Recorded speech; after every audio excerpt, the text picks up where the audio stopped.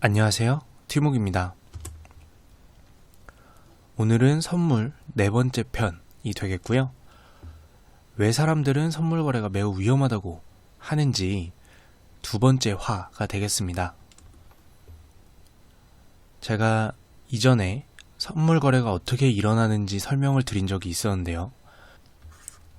자, 현재 시점에 계약을 하게 되는데 이때 나중에 거래를 할 거니까 나중에 분명히 거래를 할 거라는 믿음이 필요하죠. 그래서 보증금, 나중에 거래를 할 거라는 보증금에 속하는 증거금이라는 것을 맡깁니다. 그 계약의 증거가 되는 돈이다 라고 보시면 됩니다.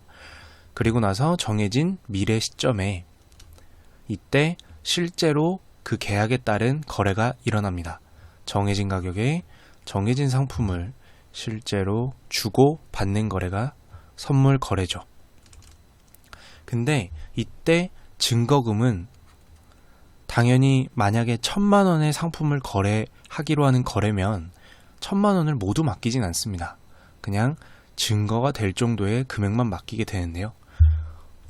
만약에 1,000,000원어치의 쌀을 주고받는 거래를 하기 위해서는 증거금을 약 200만원 정도, 그러니까 그거보다 훨씬 적은 금액을 맡기기만 하면 됩니다. 근데 제가 3편에서 설명을 드렸던 것처럼 지금 선물 거래소에서 선물 거래를 할 때는 실제 상품을 거래하지 않습니다.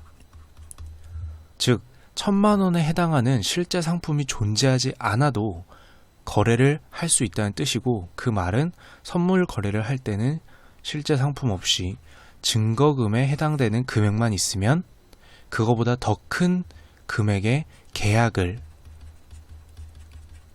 할 수가 있게 됩니다. 이걸 실제로 거래할 때 보면 어떻게 될까요?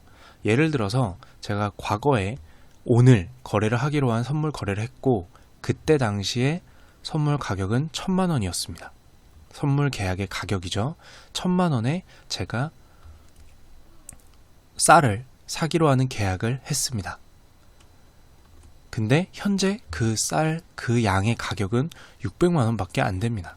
가격이 제 예상보다 훨씬 많이 떨어져서 저는 계산해보면 큰 손해를 보게 된 거죠. 실제로 생각해보면 저는 이 쌀을 삼으로써, 선물 거래를 통해 삼으로써 400만원의 손실을 보게 됩니다. 그러면 저는 제가 수중에 가지고 있는 돈 중에 실제 선물 거래에서는 상품이 오가지 않고 차액만 거래를 하기 때문에 이 차액에 해당하는 400만원을 상대에게 주는 셈이 됩니다. 근데 뭐라고 말씀드렸죠? 실제 상품이 없고 보증금만으로 거래가 이루어지기 때문에 제 돈은 사실 실제 상품 거래인 1,000만원을 모두 가지고 있는 게 아닙니다. 제 원금은 그거보다 작은 200만원이죠. 그건 상대도 마찬가지예요. 그렇기 때문에 실제로 놓고 보면 저는 원금보다 훨씬 더 큰 손실을 보게 됩니다. 결국에는 요약해보면 실제 선물 거래를 할 때에는 방금 계속 설명드렸던 쌀과 같은 쌀, 기름, 돼지고기와 같은 실제 상품을 가지고 있지 않아도 거래를 할 수 있고, 두 번째로 보증금에 해당하는, 즉 증거금, 본래 계약하고자 하는 돈보다 훨씬 작은 증거금만 있으면 거래를 할 수 있기 때문에 사실 내가 보유한 돈을 한참 넘어서 거래할 수 있는 상태가 됩니다. 내가 가진 돈이 200만원 밖에 없는데 200만원을 증거금으로 주고 1,000만원짜리 거래를 해서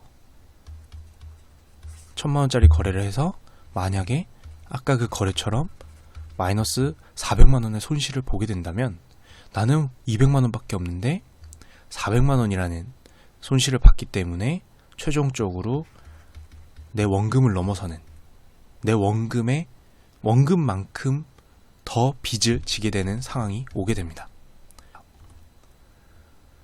그래서 이런 위험성 때문에 실제로 선물 거래를 하려면 법적으로 충분한 교육 시간과 모의 투자, 모의 거래를 해보도록 하고 있습니다. 정해진 시간만큼요. 하지만 이 교육 절차와 모의 투자를 거치더라도 그 위험성은 워낙 세간에 많이 알려져 있고요.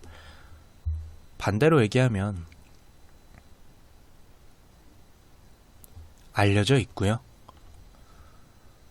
최종적으로 요약을 해보면 선물 거래라는 거는 최초에 만들어질 때 그 기능으로 인해서 거래를 원하는 사람들이 미래를 예측하고 거래를 하기 때문에 그 미래에 있을 가격 변동을 통해서 만들어질 위험을 회피하는 수단이 되기도 하고, 그 상품에 대한 다수의 거래하는 사람들이 예상하는 가격을 보여주기 때문에 미래 예상 가격을 제시하는 역할도 합니다. 다만 지금 거래를 할 때에 실제 상품이 필요 없고 아주 작은 증거금만으로도 큰 계약을 할 수 있기 때문에 투자할 때 원금 인상의 손실이 발생할 가능성이 있습니다. 이렇게 생각해보면 충분한 여윳돈을 가지고 순기능을 충분히 활용한다면 분명히 좋은 제도지만 단순히 투기, 위험성을 모르고 접근하기에는 큰 위험이 따르는 제도다라고 보시면 될 것 같습니다. 이상 4편에 걸친 선물에 대한 설명을 모두 마치도록 하겠습니다. 이상 티묵이었습니다.